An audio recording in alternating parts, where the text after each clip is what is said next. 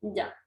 Ahora sí, entonces vamos a compartir pantalla, chicos, para poder seguir reforzando los contenidos de lengua y literatura. Estamos con la comprensión de textos y uso de los recursos, ¿no es cierto? Anteriormente ya habíamos visto que para comprender un texto debemos tomar en cuenta los 3 niveles que se manejan: literal, inferencial y crítico, ¿no es cierto?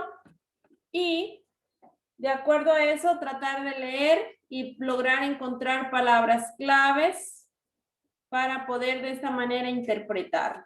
Y el uso de los recursos, habíamos hablado que los recursos me sirven a mí para dar belleza dentro de un texto, y habíamos analizado algunos tipos de recursos literarios como metáfora, símil, hipérbato, ¿no es cierto? Y habíamos explicado cada uno de ellos. Entonces, chicos, una vez analizado ya todo esto, que está lo que vimos en la clase anterior, ¿ya? Vamos con lo que corresponde también, que tiene que ver con la comprensión de un texto e influye mucho en la creación de este, vendría siendo la sintaxis, ¿no es cierto? La sintaxis es la manera en la que nosotros ordenamos, ¿ya?, las palabras para que éstas puedan tener un sentido completo y puedan ser comprendidas por el lector. Si yo no tengo una buena sintaxis, obviamente que no se me va a entender al momento en el que yo hablo, al momento en el que yo me comunico con el lector, en este caso con el receptor, ¿ya? Dice, me ayuda Dilma leyendo, ¿qué es la sintaxis? Según su definición, ¿qué dice Dilma? Ya leo. Sintaxis. Según la definición, la sintaxis es la parte de la gramática que estudia el modo en que se combinan las palabras y los grupos que forman para expresar significados, así como las relaciones que se establecen entre todas esas unidades. Disciplina lingüística que estudia el orden y la relación de las palabras o sintagmas en la oración, así como las funciones que cumplen. El orden sintáctico se basa en seguir el orden: artículo más sujeto más verbo más modificadores. Ya, muchas gracias, Edilma. Entonces, ¿no es cierto? Es la parte de la gramática que estudia el modo en que se combinan las palabras, es decir, cómo nosotros las vamos mezclando para poder formar una idea, poder formar una oración. Nosotros nos vienen diciendo desde la escuela, la oración es aquella que tiene sentido completo y autonomía sintáctica. ¿No es cierto? ¿A qué se refiere con autonomía sintáctica? Se refiere que ésta esté ordenada de una forma clara y que se pueda entender independientemente de lo que se quiera decir. Y, ¿no es cierto? Todas estas tienen una unidad. Estudia el orden, ¿no es cierto? ¿Por qué? Porque así como nosotros seguimos un orden para podernos vestir, para podernos cambiar, no es que primero me pongo el zapato, luego la media. Dentro de la lengua y la literatura también nosotros tenemos que respetar la sintaxis en una oración, aunque se constituye en uno de los recursos literarios que a propósito o de una forma intencionada el autor cambie el orden de la oración. Ya es permitido, sí, pero si estamos hablando de un orden establecido, entonces ahí sí tendríamos que respetar la sintaxis y manejar este orden, ¿no es cierto? Primero vendría siendo el artículo, aunque algunas oraciones carecen de artículo, esto vendría siendo algo opcional, ¿ya? Supongamos, el artículo ustedes saben que es el que me sirve a mí para poderlo determinar al sujeto, ¿ya? O al sustantivo. El artículo es el, la, lo, las, el, uno, una, unos, ¿no es cierto? Entonces, en caso de que no sea necesario el artículo, este es opcional. Pero lo que sí viene de cabeza, como quien diría, o es fundamental, es el sujeto. Aquí lo ponemos como segundo en caso de que haya artículo. En caso de que no haya artículo, el primero vendría siendo el sujeto. Yo digo, María fue al parque. No hay artículo. Sin embargo, hay el sujeto que viene siendo María, que es la primera en el orden. El sujeto, ustedes saben que el sujeto es de quién hablamos en la oración, de quién vamos a hablar dentro de una oración. El sujeto está compuesto por el sustantivo, es decir, la persona, animal o cosa de quien se habla en la oración. Eso viene, ¿por qué? Porque la oración tiene dos partes, tenemos sujeto y por la otra parte tenemos el predicado, ¿no es cierto? Tenemos sujeto y tenemos predicado. El sujeto, como les digo, viene siendo reemplazado, viene siendo sustituido por el sustantivo. Ya el sustantivo. No se olviden, persona, animal o cosa de quien se habla en la oración, ¿ya? Luego tenemos el verbo.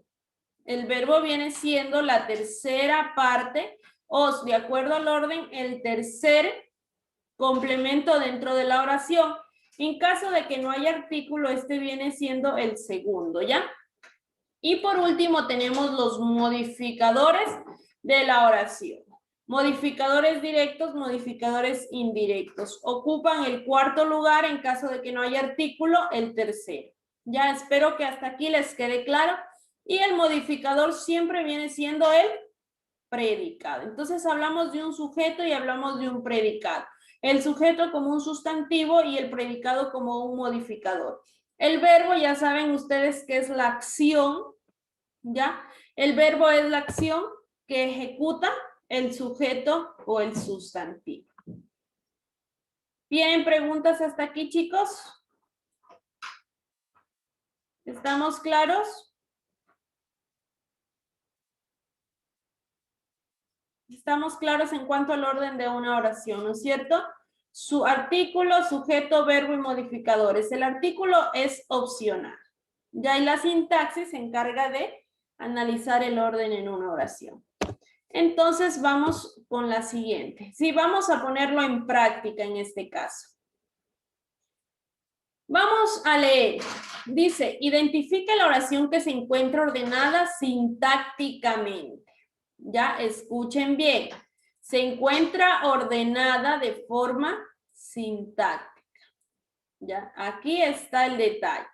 ¿Se acuerdan que les dije que la oración puede ser ordenada de acuerdo a cómo desea el hablante? Si lo hace de una forma, de una forma consciente. Ya, pero si le piden un orden sintáctico, entonces tiene que respetar lo que corresponde. Artículo, sujeto, ya, verbo y complemento. En este caso tenemos las siguientes oraciones. Ayúdeme con la lectura, Zuli. ¿Cuáles son las opciones?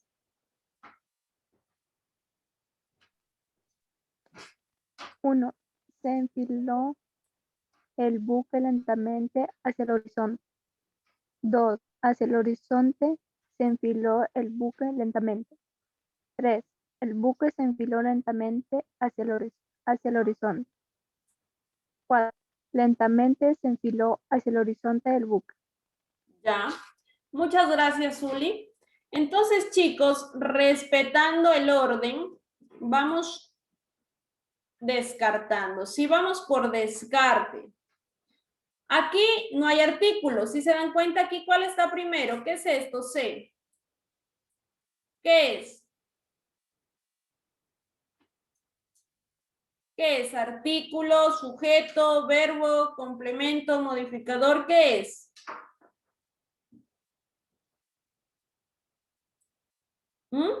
Se enfiló. ¿Qué viene siendo? A ver, chicos, se enfiló. ¿Qué es? ¿Sujeto, verbo o modificador? Verbo. Muy bien, Zuli, ¿no es cierto? Es un verbo. Estaría bien entonces la primera oración si decimos que en el orden sintáctico empieza con un artículo, con un sujeto. ¿Estamos bien empezando por el verbo? No. Entonces esta oración quedaría descartada, ¿no es cierto? La segunda oración dice hacia el horizonte se enfiló el buque lentamente. Hacia el horizonte, ¿qué viene siendo? Un modificador. Recuerden que los modificadores me sirven a mí para indicar lugar, tiempo, espacio, momento. Entonces, hacia el horizonte, ¿qué es? ¿Un artículo, un sujeto, un verbo o un modificador?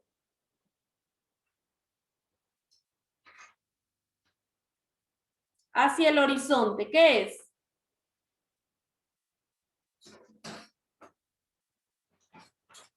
Edilma, hacia el horizonte, ¿qué viene siendo? ¿Un artículo, un sujeto, un verbo o un modificador?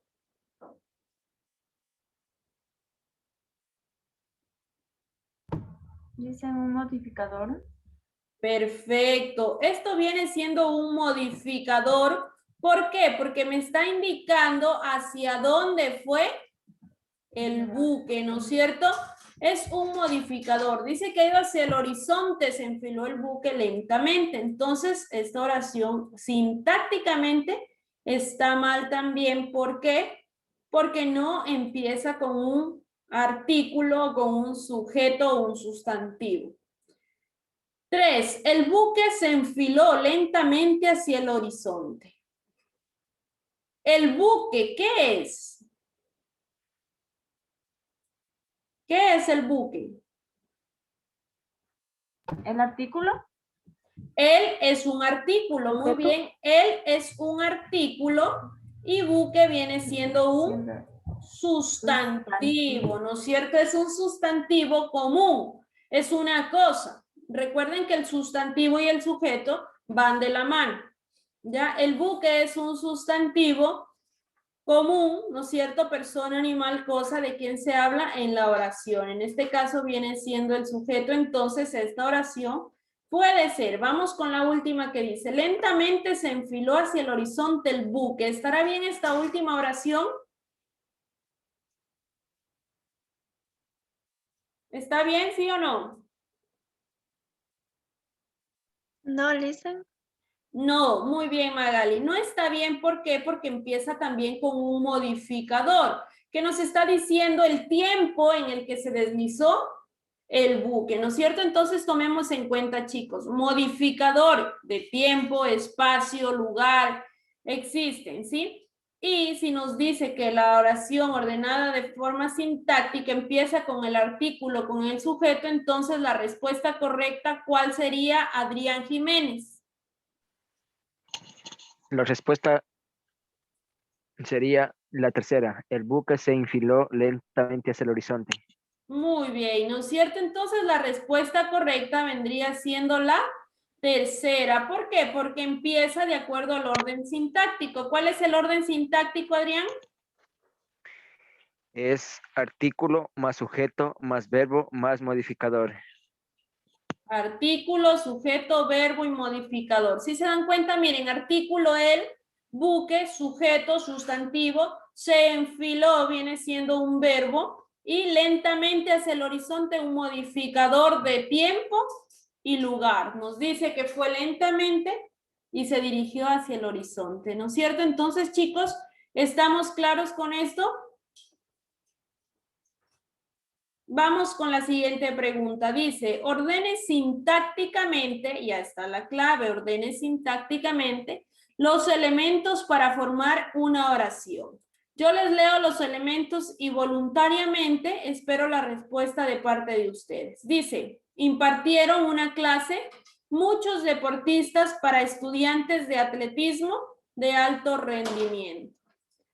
¿Cuál sería la respuesta correcta? ¿Qué oración consideran ustedes que está respondida u ordenada de una forma sintáctica?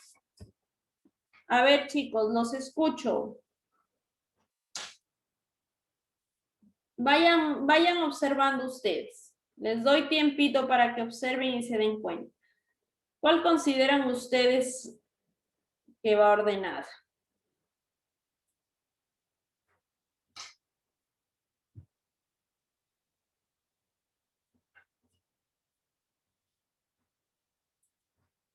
¿Quién desea darme la respuesta? ¿Zuli, Magali, Adrián, Evilma? ¿Cuál consideran que es la respuesta correcta?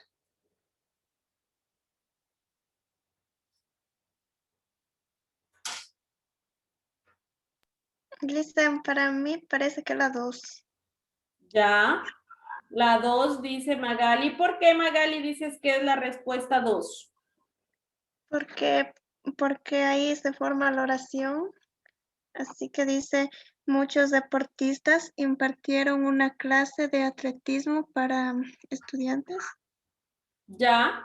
Muy bien. Si tú me dices que es la 2, vendría siendo muchos deportistas, 1, el 6 el 2, el 3 el 1, el 4 el 2, el 5, ay, ya escribí mal. Aquí sería 4, 5 y por último 6, ¿ya? A ver, chicos, aquí tenemos 2, miren, es facilito, gracias Magali, y estás en lo correcto. La oración es, muchos deportistas de alto rendimiento impartieron una clase de atletismo para estudiantes. ¿Por qué estás bien y por qué es la respuesta correcta? Miren, por descartando. La primera dice, empieza con el 2, una clase para estudiantes.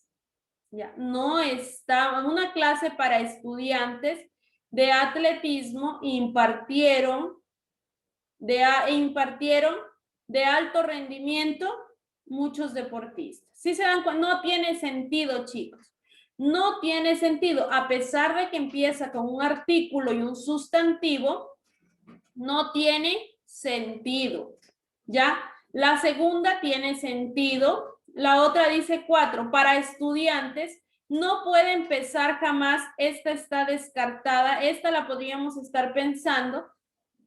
Pero la tercera no. Porque para estudiantes no empieza de una forma sintáctica. Está prácticamente ya con el modificador directo. Que para quién está haciendo esta clase. Y la 5, la opción 4 dice, de atletismo de alto rendimiento para estudiantes no tiene tampoco sentido, pero entre la 1 y la 2, por lógica, obviamente que yo me quedo con la 2. ¿Por qué? Porque está ordenada de una forma correcta. Miren, muchos deportistas tienen el artículo y tienen el sujeto, ¿ya? Pero aquí está la característica de los deportistas. Muchos deportistas de alto rendimiento, está la cualidad, está acompañada. ¿Ya? ¿Qué hacen ellos? Impartir, el verbo, impartieron. El verbo viene siendo en el puesto del centro. Impartieron una clase de atletismo para estudiantes. Viene el modificador. ¿Quiénes impartieron una clase? Muchos deportistas de alto rendimiento. Viene como nos hacían hacer en la escuelita, sujeto y predicado. ¿No es cierto? Entonces es una oración que está ordenada de una forma sintácticamente correcta. Muy bien, Magali, muchas gracias. ¿Estamos claros, chicos? ¿Preguntas, dudas, inquietudes hasta el momento? Vamos con la siguiente, entonces. ¿Se acuerdan que ya vimos esto de la metáfora? ¿Quién se acuerda que era una metáfora? ¿Edilma, Adrián, Magali o Zuli? ¿Quién se acuerda y me dice que era una metáfora? Se me va la diapositiva. ¿Qué era una metáfora? ¿Quién se acuerda?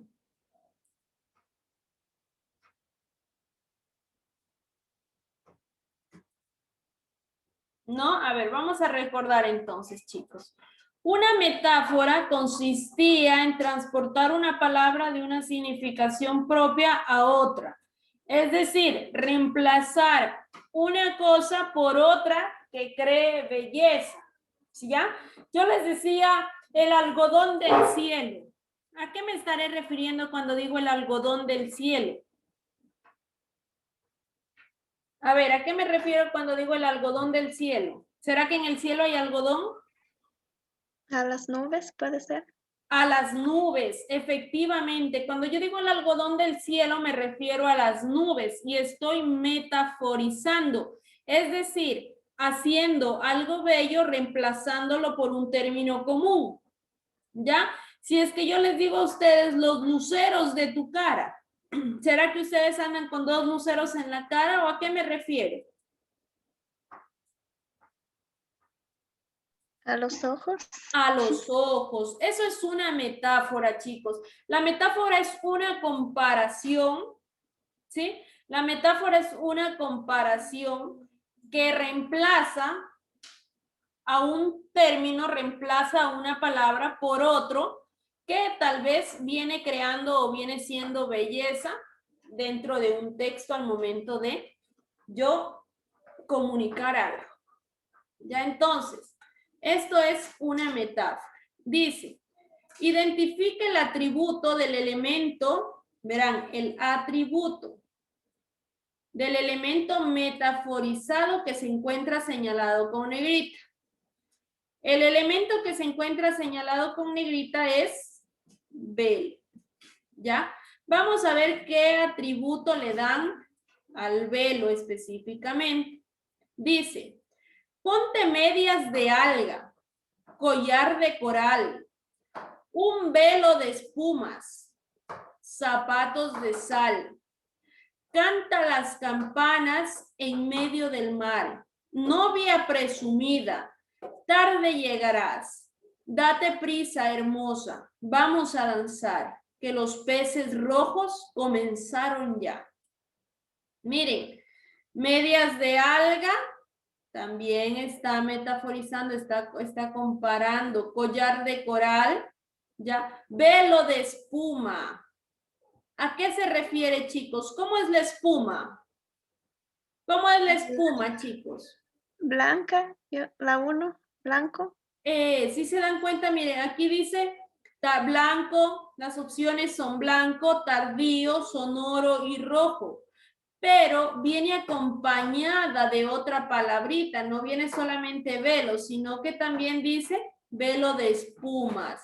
La espuma es blanca, la espuma es como tiene unas burbujitas, a lo mejor se refiere a la tela. Entonces, la respuesta correcta es blanco, ¿no es cierto? El atributo del elemento lo está atribuyendo un velo blanco específicamente. Muy bien, Magali, estamos comprendiendo. Entonces, chicos, tenemos que leerlo al texto para poderlo comprender. Como les decía, yo les digo el algodón del cielo. Ustedes rápidamente se van, ¿qué? Al contexto, al cielo. ¿Qué puede parecerse un algodón en el cielo? Obviamente las nubes, pero si yo solamente les dijera, mira el algodón, ustedes el algodón puede que traigan algodón del que es efectivamente, ¿no es cierto? Pero si yo les digo el algodón del cielo, por eso aquí está contextualizado. Velo de espuma, entonces ustedes automáticamente van a la espuma. ¿Cómo es la espuma? ¿Cómo está representada esta? ¿Sí? Entonces, chicos, y de esta forma podemos descubrir lo que nos quiere decir el texto, el elemento metaforizado. Vamos con la siguiente. Dice, identifica el elemento metaforizado en una canción de un grupo de músicos que ha redactado. ¿Ya? Dice lo siguiente. En una boca de fuego que habla de manera inesperada. Es una pirámide de tierra construida sin modelo. Es una sepultura de piedra que corona el paisaje. Miren, chicos, hay mucha contextualización para yo poderme dar cuenta de qué es lo que me está hablando. El elemento metaforizado es boca de fuego. Boca de fuego, ¿no es cierto? Hasta ahí podría yo decir, bueno, ¿a qué se refiere cuando dice boca de fuego? Pero miren, más acá abajo dice, habla de una manera inesperada, pirámide de tierra, construida sin modelo, sepultura de piedra, corona del paisaje. ¿Cuál tiene todas estas cualidades? Corona del paisaje. Ustedes ven un paisaje, ven una corona, una punta que sobresale. Ven una sepultura de piedra. No tiene un modelo en específico. Es una pirámide de tierra. Habla de manera inesperada. ¿Qué será, chicos? Miren las La opciones. opción, la opción 4, el volcán, Perfecto, Adrián. ¿Por qué? porque tiene todo lo que nos está diciendo, es una boca de fuego, tiene una boca de fuego que habla de manera inesperada. Cuando habla quiere decir inesperada cuando lanza el fuego. Es una Perfecto. pirámide de tierra ya. Lo único que es una pirámide de tierra se puede hablar del volcán. Ujú. Muy bien, Construido sin Adrián. mover. Muy bien. Perfecto. ¿Sí ven, chicos? Y de esta forma nosotros entendemos y no nos perdemos. ¿Se acuerdan que yo les decía que había metáforas directas y metáforas indirectas? Cuando hablábamos de una metáfora directa, hablábamos de una metáfora que estaba también escrita dentro del texto, ¿ya? Es decir, manifestaba. Yo puedo decir, y las nubes del cielo, cual algodón. ¿Ya? Entonces es una metáfora directa. ¿Por qué? Porque lo estoy manifestando al objeto, estoy hablando de las nubes y después estoy interpretándolo como el algodón, ¿ya? En este caso es una metáfora indirecta porque en ningún momento nos habla del volcán. Nosotros simplemente, ¿por qué? Por lógica, por razonamiento nos damos cuenta que una boca no puede ser. ¿No es cierto? Una boca jamás puede ser. ¿Por qué? Porque la boca no habla de manera inesperada. La boca nosotros la controlamos mediante nuestro cerebrito. Ya construida sin modelo, tiene un modelo. Sepultura no es una piedra, tampoco es parte del paisaje. Entonces queda obviamente tachada la primera opción. Pirámide, puede que sea una pirámide, pero cuando nos habla ya de que habla de manera inesperada, ya descartamos esta opción, ¿ya? Y una lápida no puede ser, ¿por qué? Porque una lápida jamás viene siendo una corona de paisaje ni cumple con las cualidades. Pero ¿cuál? Si tiene todas estas cualidades es un volcán. Muy bien, Adrián, excelente respuesta. Vamos con la siguiente. Dice, con base en el fragmento, identifique el elemento metaforizado. ¿Ya? Escuchen, presten atención y vamos viendo cuál será el elemento metaforizado. Dice, colosal navegante del océano, la enorme fragata, escolta militar, de antigua data, tripulante formidable, almirante acuático, que vigila el piélago, carente de batalla u onda de mar. ¿Cuál será el elemento metaforizado, chicos, en este caso? ¿Será el navegante? ¿Será el almirante? ¿Será la batalla o será la fragata? El navegante ya sabemos que es una persona, ¿no es cierto?, que navega, que anda, puede ser un marino. El almirante es un militar de la armada que también anda por el mar, ¿no es cierto? La batalla es una pelea, una guerra, y una fragata es un buque. Una fragata es un buque de guerra que se utiliza y pasa en el mar. Se utiliza para misiones de guerra. Entonces, ¿cuál será el elemento metaforizado? Aquí nos habla de todos. Aquí nos habla de un navegante. Aquí nos habla de un almirante. Aquí nos habla de una batalla. ¿Ya? Aquí también nos habla de una fragata. Miren, esta es una metáfora directa. Quiere decir que está aquí nombrando. Pero ¿a cuál de todos estos cumple con las cualidades que les da el texto, chicos? Opción 1, 2, 3 o 4. ¿Qué dicen ustedes?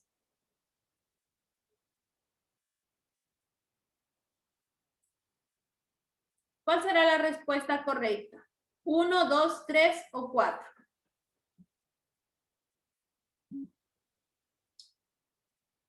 ¿Qué dicen, chicos? ¿Quién me responde? ¿Zuli, Magali, Adrián o Edilma?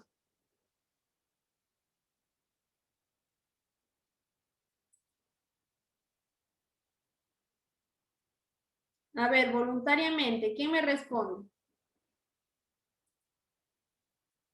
¿A qué se referirá? ¿Al navegante, al almirante, a la batalla o a la fragata?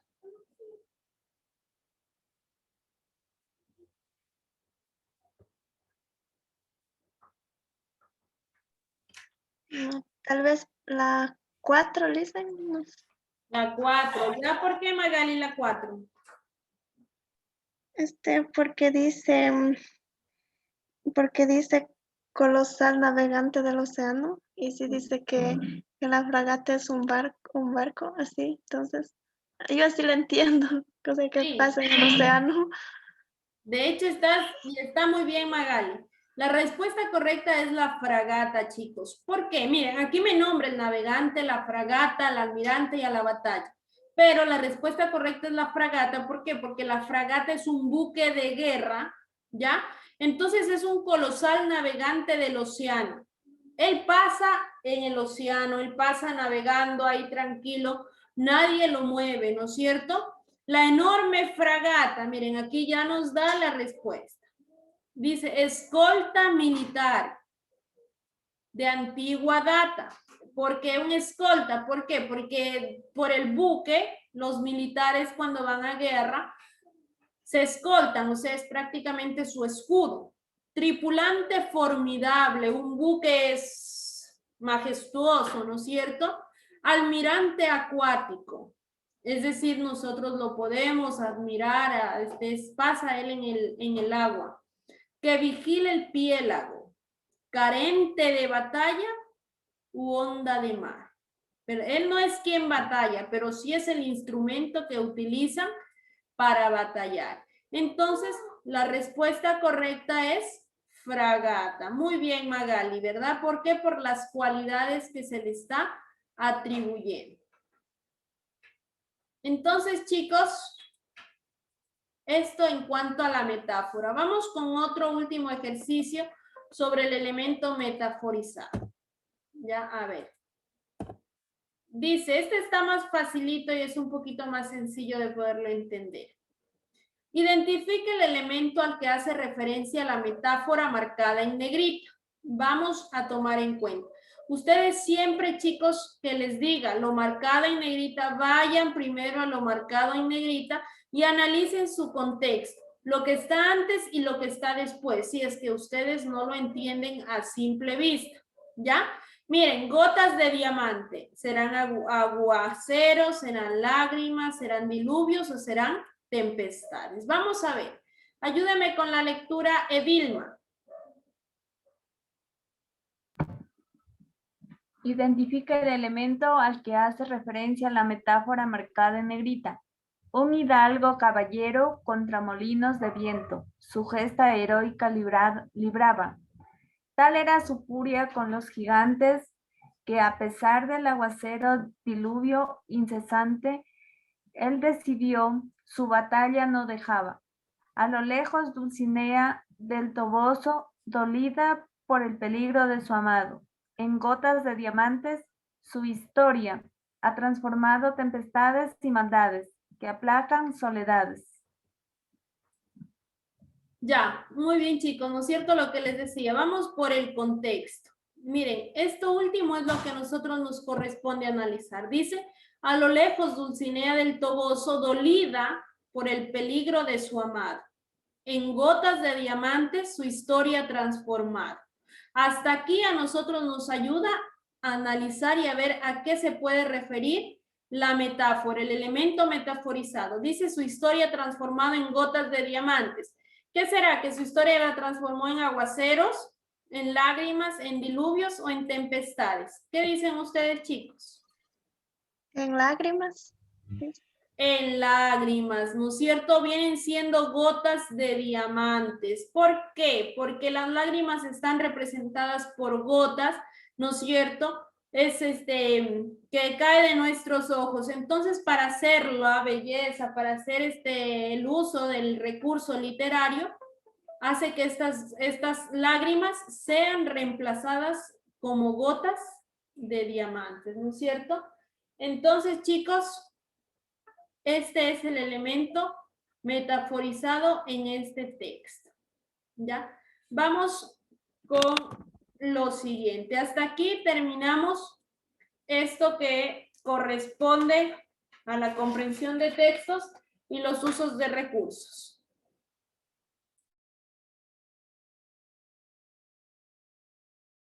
Ya, hasta aquí. ¿Tienen alguna pregunta, chicos, para pasar a lo siguiente? ¿Tienen preguntas sobre la comprensión de textos, sobre el uso de recursos, elementos metaforizados? Sí, no los escucho, continuamos. No, Lisa, está claro. Ya, entonces, listo, chicos. Vamos con lo siguiente, lo que nos corresponde a ver, ya me perdí, identifica la paráfrasis. Vamos, chicos, con paráfrasis específicamente. También tiene que ver con algo de la comprensión de texto. ¿Se acuerdan que decíamos que la paráfrasis es una forma de expresar lo que manifiesta el texto de una forma más sencilla, más clara y más específica, ¿ya? Entonces dice, con base en el texto, identifica la paráfrasis. Durante mucho tiempo, una de las mejores opciones para el refugio de una buena parte familiar, para el refugio de una parte de la biodiversidad agraria y el encuentro de varias generaciones han sido los huertos familiares. Estos permiten la transmisión de conocimientos, técnicas y prácticas familiares. Entonces, ¿cómo yo lo digo a esto de una forma más sencilla, sin cambiar la idea del texto, sin cambiar, sin malinterpretar la respuesta? ¿Ya? Las opciones son las siguientes. 1. A lo largo del tiempo, los huertos se han convertido en espacios ejemplares de prácticas agrarias que reflejan la biodiversidad. Puede ser. 2. Compartir experiencias en huertos familiares permite entregar el conocimiento adquirido a las nuevas generaciones. 3. Los huertos domésticos han posibilitado la transmisión de saberes familiares, así como la conservación de productos agrícolas. Y 4. Sin la existencia de los huertos familiares, la preservación de conocimientos y de alimentos naturales sería imposible. Esta no tiene nada que ver con el texto. La primera tampoco. ¿Por qué? Porque en ningún momento nos habla sobre los huertos familiares, que es lo específico. Entonces estamos entre la pregunta 2 y la opción 2 y la opción 3. ¿No es cierto? Dentro de los dos encontramos huertos familiares, ¿no es cierto? Huertos domésticos, saberes familiares, conocimientos. Entonces, chicos, ¿cuál de las dos, los dos numerales, se apega más al texto? ¿Cuál sería la respuesta de ustedes?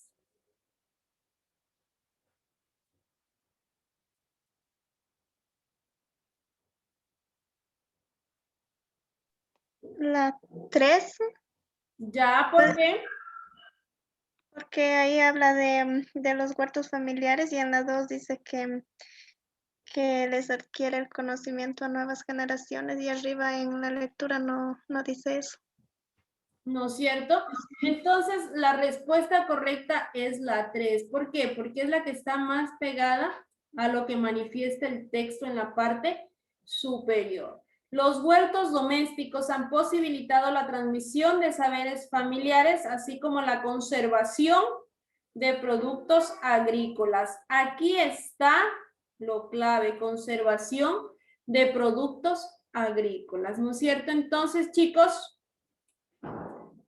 de esta manera hemos realizado la paráfrasis del texto. Ahora sí, vamos con la siguiente temática, que es literatura y escritura creativa específicamente.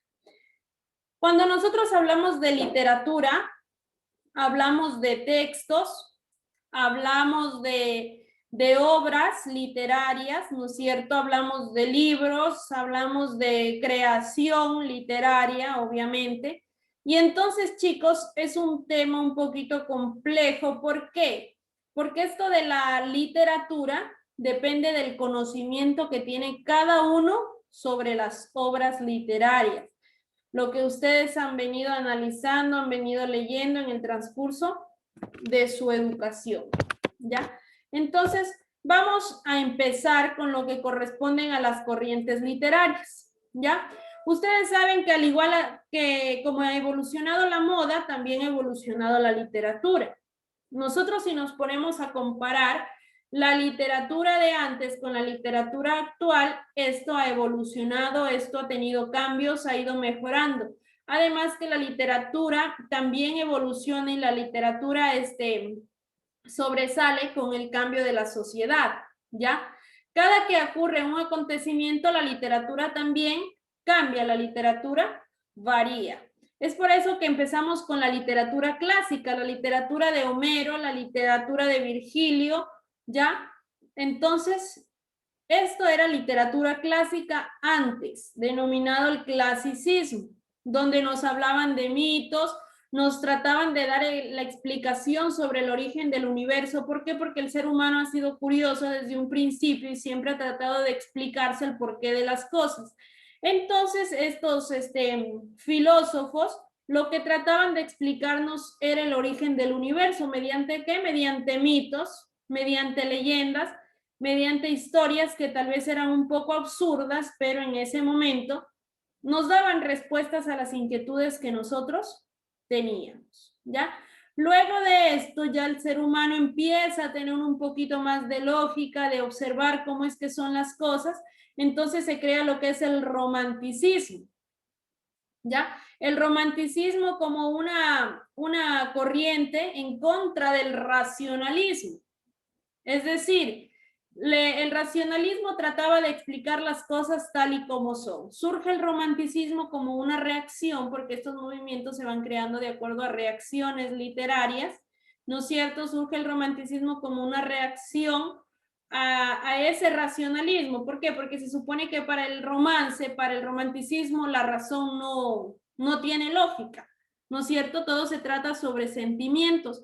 Aunque en el Ecuador el romanticismo no fue tal y expresado como se suponía que debía ser, sino que aquí en el Ecuador el romanticismo tuvo un poquito más de apego a la patria, ¿ya? ¿Por qué? Porque también consideramos, tomen en cuenta que el himno nacional es considerado como una obra romántica de Juan León Mera. Sin embargo, ustedes ven que el himno nacional jamás nos habla de una pareja de enamorados, sino que más bien nos habla de patriotismo, amor a la patria. Y como una reacción al romanticismo, podríamos decir que nos tenía un tanto cegados, nos estaba tratando de un lugar utópico, ya surge lo que es el realismo. El realismo termina con lo que es el romanticismo. ¿Por qué? Porque aquí ya empiezan los autores a contar y a narrar los hechos que acontecían en nuestro país. Centrémonos en el Ecuador, ¿ya? Aunque de manera general trata de esto, el realismo, como su nombre mismo lo explica, es narrar la realidad de un lugar determinado.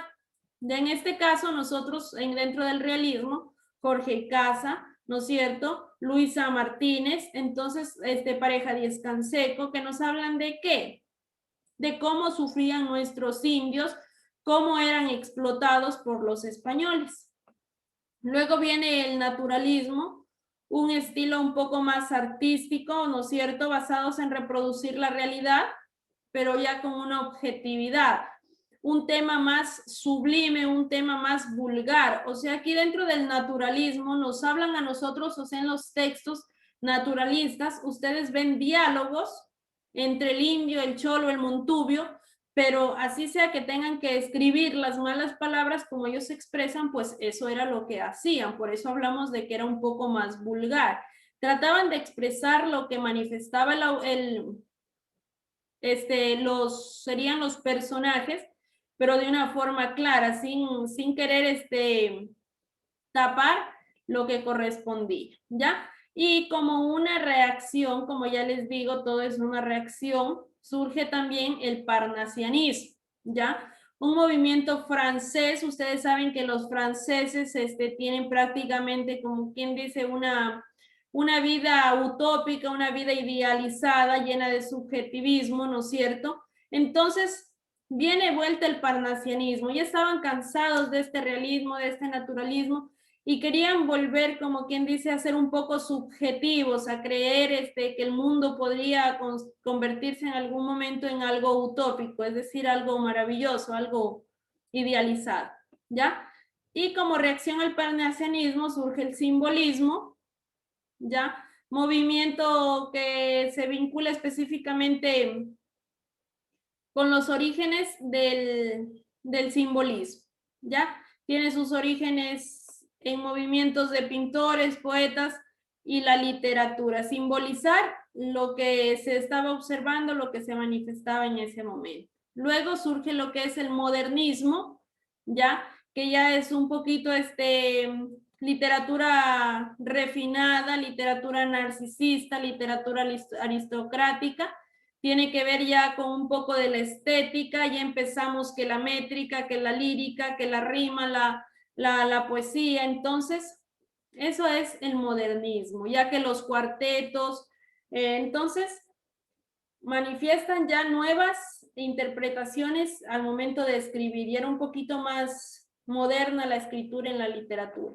Y por último, el vanguardismo, ¿no es cierto? El vanguardismo que fue una reacción a todos los movimientos anteriores, tanto así que los escritores llegaron a decir que la única regla del vanguardista era no tener reglas, no respetar reglas, se olvidaron de la métrica, se olvidaron de lo estético, lo único que ellos querían era manifestar lo que sentían. Era una producción artística, trabajada en la renovación radical. Ya miren que en el vanguardismo se llega a apreciar el feísmo, es decir, hacer bello lo feo, en pocas palabras. Entonces, por eso es que hablamos de un vanguardismo donde la única regla es no respetar reglas, ¿ya? Una vez, chicos, que hemos analizado esto como introducción a lo que nos corresponde la literatura, vamos a ir analizando las preguntas y las obras que nos plantean aquí el texto, ¿ya? Literatura y escritura creativa. Primero dice, con base en el texto identifica la obra literaria. Vamos a ver, antes de empezar, chicos, quiero preguntarles a ustedes si en algún momento leyeron una de estas 4 obras. Guasipungo, A la costa, Nuestro pan, Baldomera. ¿O tienen idea de alguna de ellas? Sí, Listen, yo sí he leído la 4 y la 2. Ya has leído Baldomera y has leído A la costa. Sí. Guasipungo. Más o menos. Ya, Bueno. fragmentos, porque Guasipungo sí vienen en los libros, efectivamente, el libro de segundo, tercero de bachillerato encontramos la obra Guasipungo, la obra La Costa, aunque es un fragmento. Edilma, Adrián, ¿conocen alguno de estos 4 textos que están aquí? Por mi parte no, primera vez que los estoy escuchando. Ya, primera vez, dice Adrián. Y Edilma, ¿tú has escuchado estos textos? Guasipungo, A la costa, Nuestro pan, Baldomera. Del Guasipungo, de lo que vienen a los libros de literatura, de ahí de los demás no. ¿Ya? No. Muy bien, chicos, les... entonces. A ver, antes de empezar y reconocer, es lo que les decía, ¿no es cierto? Es un poco complejo. ¿Por qué? Porque esto ya depende de conocimientos previos que tengan ustedes para poder identificar y analizar más o menos la obra. En algunos de los casos se torna un poco sencillo. ¿Por qué? Porque nos ponen diferentes tipos de obras. Puede ser que aquí nos hayan puesto una obra clásica, una obra vanguardista, una obra modernista, pero no. Todas estas obras pertenecen ¿a qué? A ver, Magali, tú que ya has leído 2 de ellas. ¿Estas obras qué son? ¿Son modernistas, vanguardistas, realistas? ¿Qué tipo de obras son?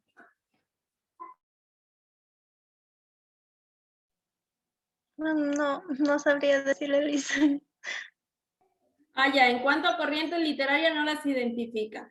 Verán, chicos, vamos explicándoles, ¿sí?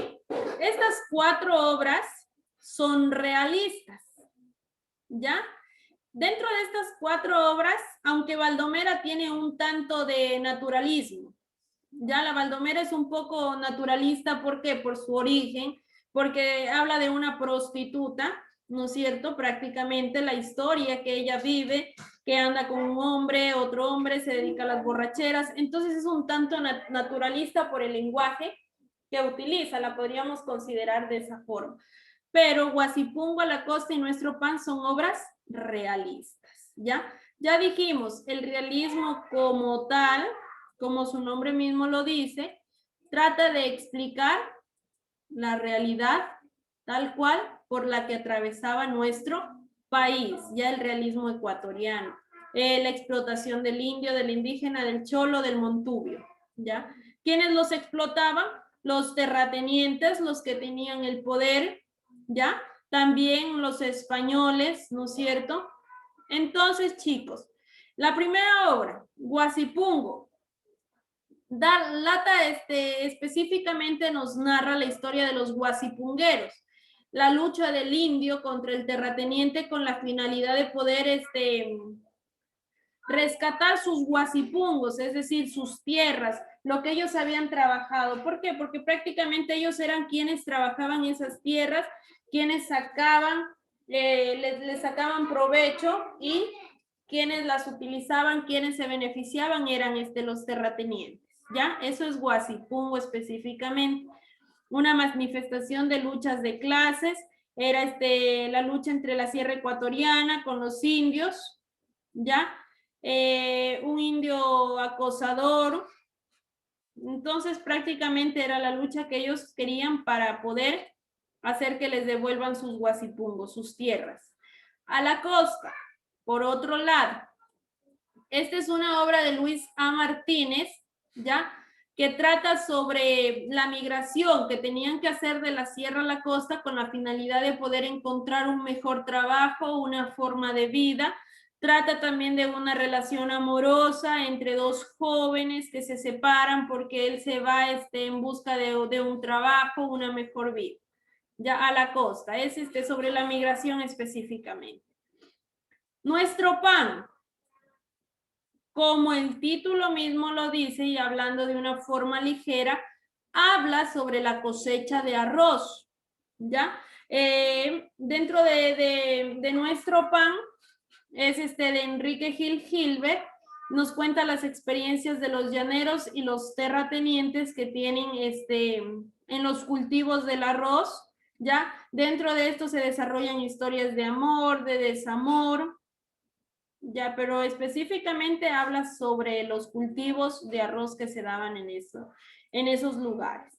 Y Baldomera, por último, como ya les decía, nos narra la historia del personaje principal, Baldomera, de una prostituta, ¿no es cierto?, que tiene hijo de uno de otro, termina casándose con un delincuente también, y de ellos sale un hijo, Polibio, ya también se cría con esos mismos ideales, queriendo salir adelante, no lo logra, termina siendo igual a su padre, ¿ya? Entonces, más o menos ya tienen una idea a lo que se refiere cada una de estas 4 obras. Entonces, chicos, vamos a ir ahora sí al fragmento. Dice, ya venían algunos a llenar en sacos de yute la espiga recogida. Le dijeron a Domitila que desgranara, ¿ya? Le dijeron a Domitila que desgranara. Lo hacía ella, perezosamente. Comenzaban también sus manos a sangrar. Sus ojos lánguidos de preñada casi no veían afuera. Atendía al ritmo violento del niño que estaba en sus adentros. Solía adivinar los miembros de su hijo cuando los movía lentamente y aun cuando eran tan violentos que se brotaban como un chichón y le hacían dolerse tanto que la respiración se le contenía.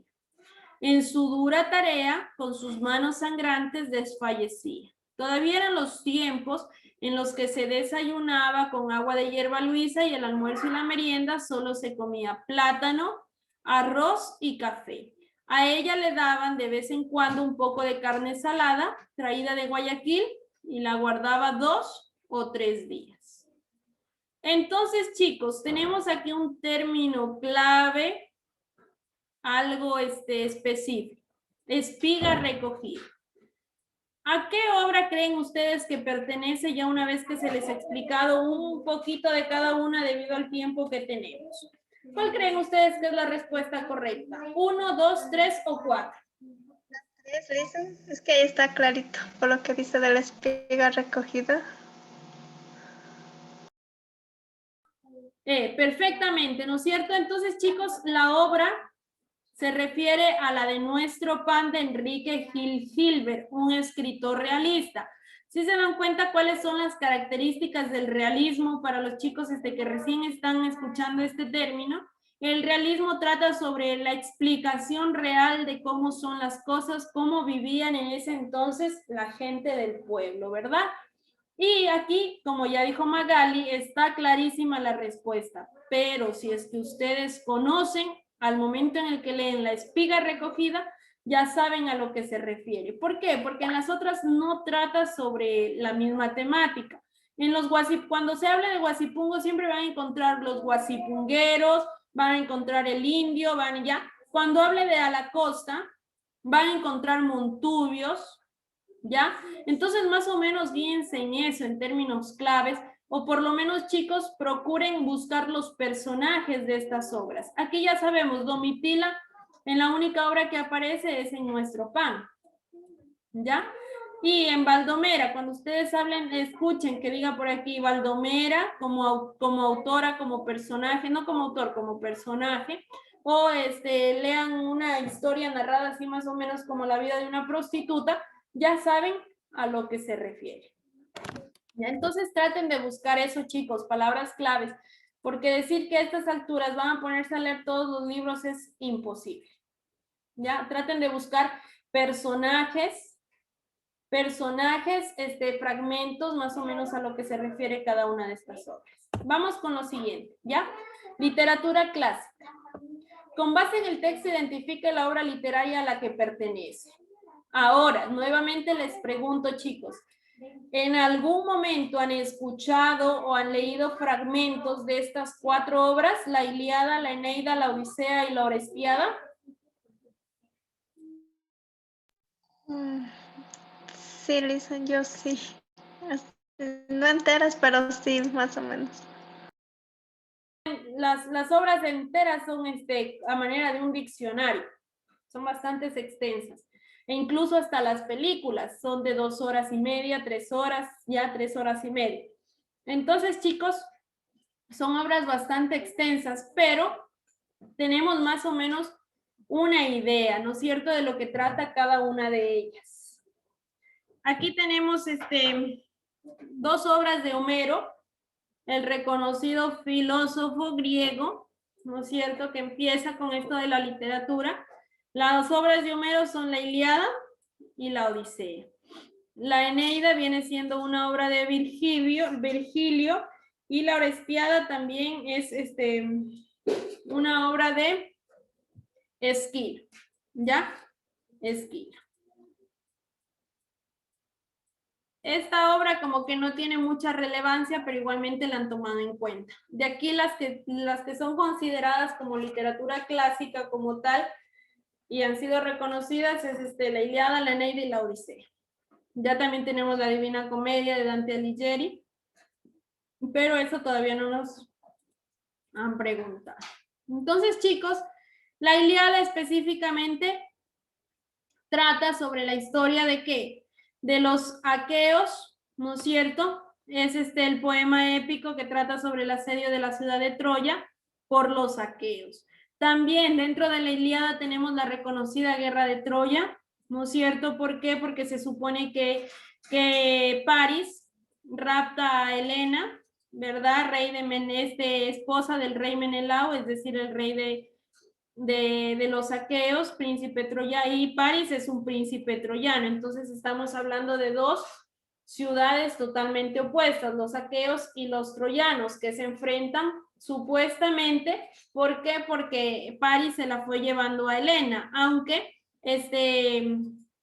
la envidia que tenían los aqueos hacia las ciudades de Troya ya venían desde mucho antes. Podemos decir que este rapto de Helena fue como quien diría una excusa para ellos poderse meter en las tierras de los troyanos, ¿no es cierto? Y de esta forma terminar con ellas, terminarlas conquistando y adueñarse de estas tierras, ¿no es cierto? Aquí aparece Aquiles, ¿no es cierto?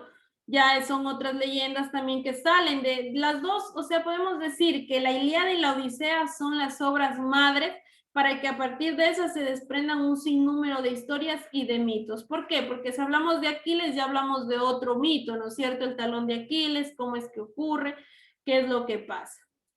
La Eneida, por otra parte, es una obra escrita por Virgilio, ¿no es cierto?, donde nos narra específicamente la historia de Eneas, lo que tiene que pasar Eneas en su viaje de Italia hasta llegar de Troya a llegar a Italia, todas las experiencias que él ha tenido que atravesar, lo que le ocurre, las andanzas que pasan entre Eneas, que vive Eneas desde Troya hasta Italia, ¿ya?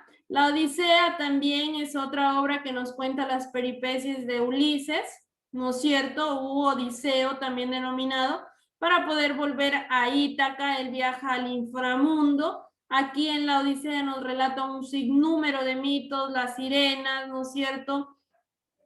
También escrita por Homero, ¿ya? Y la Orestiada, por último, que es un tema común.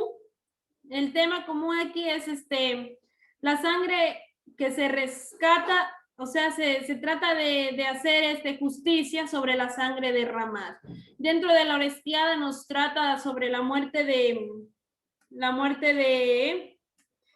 Agamenón, ¿no es cierto? Recuerda, Agamenón sale también en la obra La Ilíada, sale en la obra de El caballo de Troya, la guerra de Helena de Troya. Agamenón, quien sacrifica a su hija para poder llegar hasta Troya. Después es su esposa lo mata vengando la muerte de su hija. Entonces prácticamente la Orestiada trata sobre la venganza de la sangre derramada que sufrieron todos estos autores al momento de poder adueñarse de Troya, los aqueos al momento de adueñarse de Troya. ¿Ya?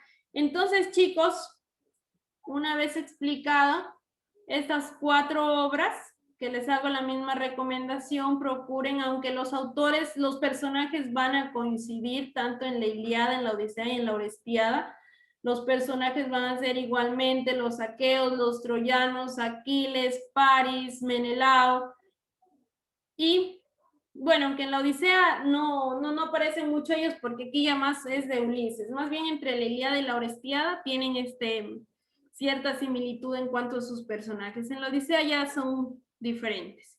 Y la Eneida, que su personaje principal es Eneas, ¿ya? Dice, con base en el texto identifica la obra literaria a la que pertenece. Los aqueos, una vez llegados a las naves de los Helesponto, se fueron a sus respectivas embarcaciones. Pero a los mirmidones no les permitió Aquiles que se dispersaran.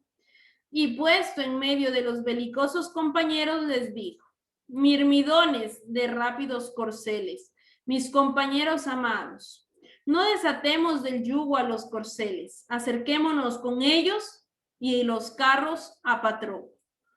Y orémosle, y llorémosles, que este es el honor que los muertos se deben. Y cuando nos hayamos saciado de triste llanto, soltaremos los caballos y aquí mismo cenaremos todos.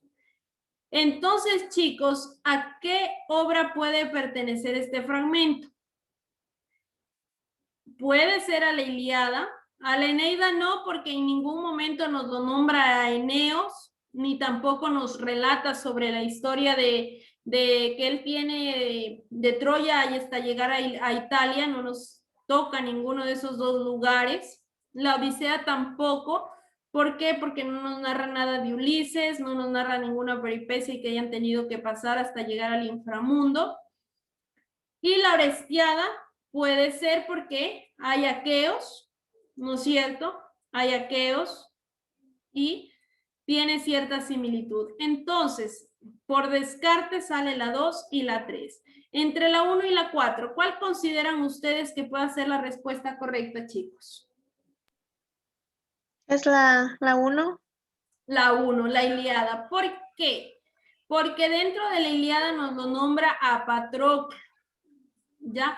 Y nos habla de la conquista específicamente. Como yo les dije, la Ilíada relata la conquista que hacen los aqueos hacia Troya específicamente. Esto es lo clave. La conquista de los aqueos por conquistar Troya, mientras que en la Orestiada simplemente es como quien dice una venganza, la secuencia de la Ilíada, donde tratan de hacer justicia por la sangre derramada. Entonces la respuesta correcta viene siendo 1, la Ilíada. ¿Por qué? Porque nos habla de la lucha que tienen los aqueos por conquistar Troya, que era el rey Patroclo. ¿Ya? Vamos, chicos, con la siguiente y la última en cuanto a literatura y continuaremos con la siguiente semana, ¿ya? Dice, con base en el texto, ¿cuál es la obra que no corresponde al enfoque mencionado? Esta es lo que manifiesta. El profesor prepara las clases de literatura. Su enfoque se concentra en los textos que relatan la realidad social. Ya hablamos de realismo, van a ponerlo en práctica, ¿no es cierto? Dice, los textos se relatan de la realidad social de los colectivos afrodescendientes, pueblos y nacionalidades indígenas del Ecuador entre los siglos XIX al XXI. ¿Cuál de estas obras no pertenece o no tiene un enfoque similar? Huyungo nos cuenta la historia de un afrodescendiente. Huyungo es un negrito, ¿ya? Es un negrito que sufre la discriminación dentro del lugar en el que él reside, específicamente, ¿ya? Es una obra de Adalberto Ortiz. En Guasipungo nos relata la historia y la lucha de los indios hacia los terratenientes con la finalidad de poder obtener algo de sus tierras trabajadas. Boletín y Elegía de las Mitas es una novela anticolonialista de César Dávila Andrade. Ahí nos cuenta el dolor que sufrían los indios al momento en el que trabajaban en las mitas. Las mitas era un sistema de trabajo español, es decir, como el indio era explotado por el español al momento en el que trabajaba para ellos, en beneficio de sus tierras. Y Elegía la muerte de Atahualpa. Elegía, ustedes saben que es una lamentación, es una obra escrita en lírica, es poesía, ¿no es cierto?, que lamenta la muerte de su padre Atahualpa. Entonces, chicos, ¿cuál de estas 4 obras no corresponde al enfoque realista? Huyungo, Guasipungo, Boletín o Elegía la muerte de Atahualpa. La 4. Muy bien, Magali, es la 4. ¿Por qué? Elegía la muerte de Atahualpa. Atahualpa es el padre inca, ¿no es cierto? Obviamente es un indígena de renombre, pero aquí no nos habla ninguna realidad. Aquí simplemente nos habla la lamentación hacia la muerte de este indígena, ¿ya? No es que no nos está plasmando una realidad social, sino simplemente lo está lamentando. E incluso si ustedes revisan el poema, empieza en un corpulento guabo, un viejo carabo está llorando la triste muerte y lamentando la soledad. Entonces, este es un poema, no es un texto realista, no es como Huyungo, Guasipungo y Boletín que nos dice y el indio era ultrajado, maltratado y tantas situaciones. Ya, entonces la respuesta, lo que no corresponde es Elegía la muerte de Atahualpa. Muy bien, Magali. Muchas gracias, chicos. Entonces, con esto terminamos. Seguimos, chicos, analizando en la próxima clase. Traten de hacer lo que les digo. Ya investiguen fragmentos, personajes, es la única manera que ustedes puedan responder de una forma correcta a estas preguntas de literatura. ¿Ya? Lo otro, la comprensión de textos, tienen que leer, releer si es necesario y tratar de hacer como estamos haciendo. Subrayar palabras claves, destacar lo importante para después sí lograr encontrar la respuesta. Entonces, chicos, voy a dejar de compartir, ¿sí? Voy a dejar de grabar y espero que tengan una excelente noche. Nos vemos en la próxima clase. Sigan las sugerencias, las indicaciones que se les ha dado. Cuídense mucho, chicos. Chao, chao. Hasta luego, Lisa. Chao.